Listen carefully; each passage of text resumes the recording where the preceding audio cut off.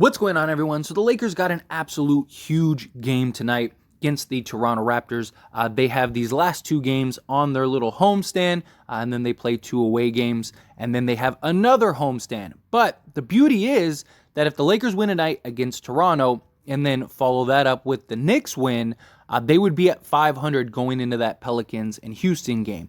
The Lakers currently sit in ninth place, but they're only a game and a half out of sixth. You have a three-way tie between the Warriors, the Timberwolves, and the Mavericks. And then the Lakers, if they win tonight, would only be a game out of sixth place and a game and a half out of fifth. So Lakers absolutely need to get this win and the next handful of wins. They got to really keep this going. They've won two in a row and have had a really good record since the trade. Top defense, top offense, not number one in both stats, but, top five in both. And that is huge going forward. But just glad to get Laker basketball, right? I mean, seriously, I can't be alone in saying that, these last few days have been rough. The Lakers have gotten a nice little break, which is good, especially for Anthony Davis, because he's really kind of carrying a load right now.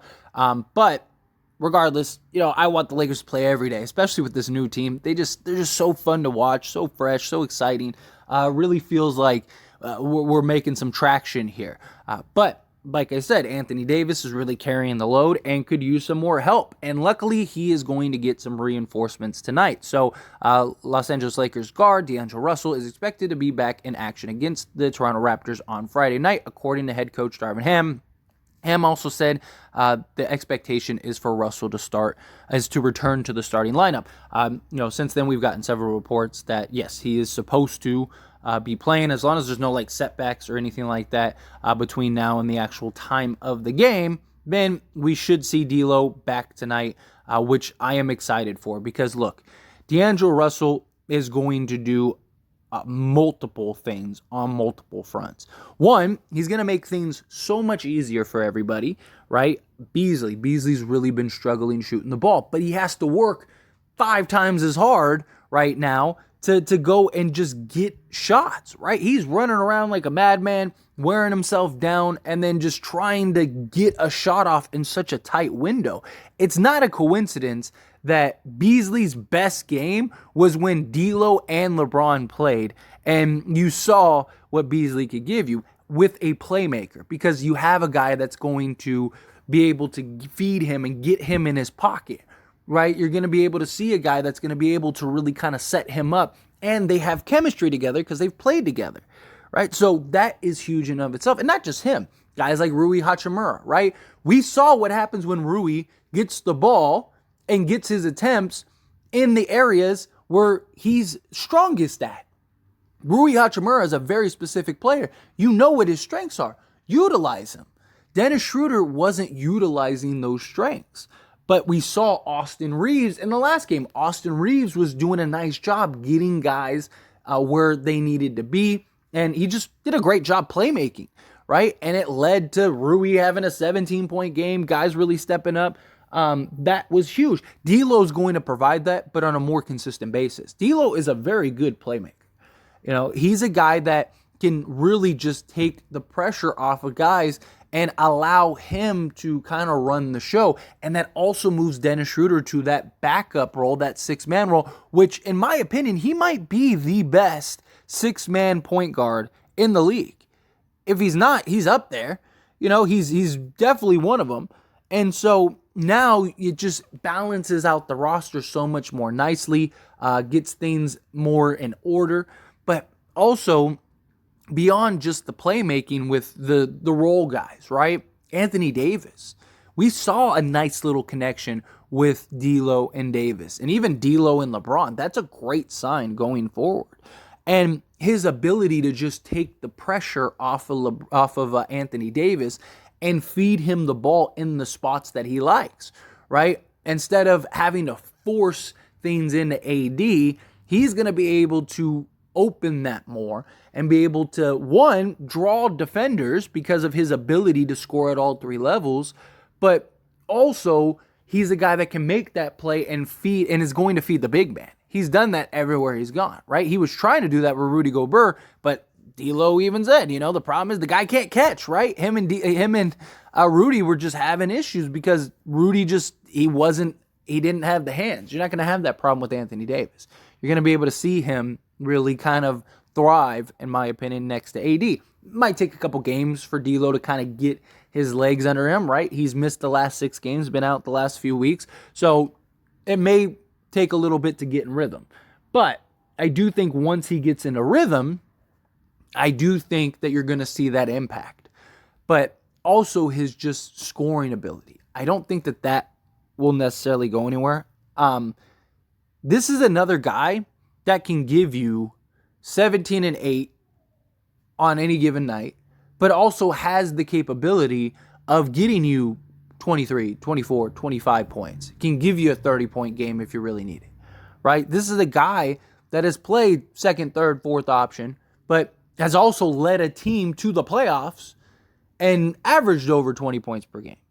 So his ability to score is going to help and impact in so many levels, right? I mean, he was doing that years ago when he led a Nets team. He's more refined now. He has a better shot. He's just more, he has more composure, just everything. A guy that can close out games, that can operate in the mid-range, that can knock down the 3 ball, that can play off the ball if you need him to, right? A guy that can get to the hoop and create for others. That's just going to put so much pressure on the defense. We've already seen, even with Beasley shooting atrocious the last few games, guess what? The Lakers still get to play 4-on-4 because teams are literally gluing a guy to Beasley and making that defender chase him everywhere, and even switching and just making sure that there's always a body on him because they know if he sees one drop, he might go off and end up hitting 7, 8, 9 in a row. And it's like, oh man, now we're down 20. Now, what that does is that prevents teams from double teaming as frequent. So now you can't double team and trap D'Lo because he's such a good passer. He's just going to pass out of that and very likely feed an open shooter. Or worse, get AD on an island with somebody and, that's an automatic bucket. You can't double Anthony Davis, right? Because you got to keep a guy strapped to Beasley, and now you got to keep a guy strapped to D'Lo. And if you leave somebody else open, D'Lo's just going to feed that guy. So D'Lo just puts so much pressure. And again, that consistent guy. I really think that since LeBron's been out, if we had D'Lo in all these games, I don't think we lose those 2 games. I don't think we lose the first Memphis game, and I don't think we lose to Minnesota.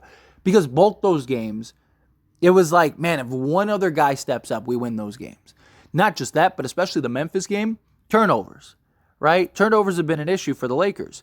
D'Lo is a guy that has taken care of the ball. The guy has like 2.5 turnovers a game for his career, like every year, and he's very consistent at that. So he's a guy that takes care of the ball. Chemistry, he's got to build that chemistry. So he might have a couple turnovers more than usual. He might have games where he has like 4 or 5, just because we saw the last game he played in the last Warriors game before he got hurt.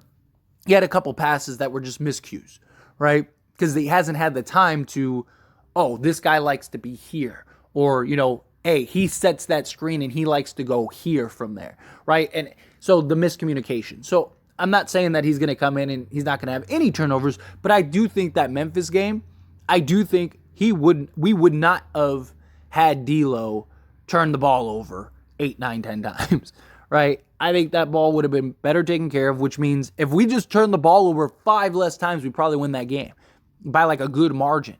And same thing with Minnesota. Minnesota was that game where it's like we were in there the entire game, but no one else showed up but Anthony Davis. D'Lo is a guy that night in and night out can go and get you whatever you need, right? You need me to get you 15 tonight and 10 assists? All right. You want me to go get 12 assists and 8 points? Okay, fine, no problem. You need me to go get you 20 and 6? Cool, no problem. All right, let me go get this. You need a 30-piece tonight, coach? All right, let me go get this. Because his ability to score and just operate and navigate, it's going to be huge. Now, is he the guy on a contender or something? No. I don't think he's that good. But I think for, a second, third option, because when LeBron's back, third option, I think he might be the best in the league from just like everything that he can do, right? Like, I really do. I mean, who would be a better third option right now out of all the teams in the league? I mean, maybe you could argue, depending on where you put like Middleton, I guess, maybe Milwaukee. Milwaukee's probably the only team because, defensively, Drew Holiday is that guy, right? So, okay, maybe Milwaukee, right? But who? I would take DLO over Chris Paul at this point in their careers. Like, I love Chris Paul, but come on, like, I would take DLO over Chris Paul at this career. Who else? I mean, Jordan Poole, maybe, but Jordan Poole, he's rough at times. He's either like unbelievable, wow, that guy's amazing, or he's just like non-existent. Like, he's so bad you can't even play him. You don't have that problem with D'Lo, right? I mean, we could list several. If there's one that comes to mind, I'd love to hear it. I'd love to hear your thoughts. But in general, even if he's not the best third option, he's probably up there. He's top 3, maybe. Like, he's going to be really good. But his ability to be that second option, I do think in the right circumstance, right environment, he can thrive in that role. And I do think that this team could be that team in which he could thrive with. He has all the pieces available. He's got that number one option in AD. He's got the defense. He's got the shooting. And then he can provide that playmaking. I could really see D'Lo, if we need him to be, and I wouldn't be surprised if this happens, I really could see D'Lo be a 20-7, 20-8 guy, night in and night out. Again, he might take a game or two. I'm not saying that that'll happen tonight, but it wouldn't shock me. I wouldn't surprise me at all if D'Lo went off for 20, 25 points against the Toronto Raptors. I could absolutely see that happening. But I think realistically, he's probably going to need a game or two to kind of get his legs under him and get in his space. But I could see by like the Pelicans or Houston game, he just goes and I think he just goes off. I think you start seeing that D'Lo that led a Nets team. I think he gives you 20-7, 20-8. At worst, maybe 20-6. I do. I'm really high on D'Lo, and I really think he's going to make a huge, huge impact. A lot of the stuff that LeBron provides this Lakers team, the scoring, the playmaking, all of that stuff, I really do think D'Lo is going to make up a lot of that. You're never going to replace LeBron. You're never going to replace his impact, but the playmaking ability and a guy that could go get you 20 plus on any given night, that's what D'Lo provides. Give you some playmaking. Again, not comparing them career-wise or talent-wise or anything like that. I'm simply saying that LeBron's a guy that could go get you 20-8, right? D'Lo's also a guy that could go get you 20-8. He's going to be able to help. He's going to make things easier. He's better than Schroeder in the playmaking department. He's the best playmaker we have on the team next to LeBron James. So, him being back is just going to elevate everything. But anyway, as always, this is a discussion, so I pass the question on to you. Let me know your thoughts and opinions down in the comments below. Are you excited? Are you not? However you feel, whatever your thoughts are, love to hear them. Let me know down in the comments below.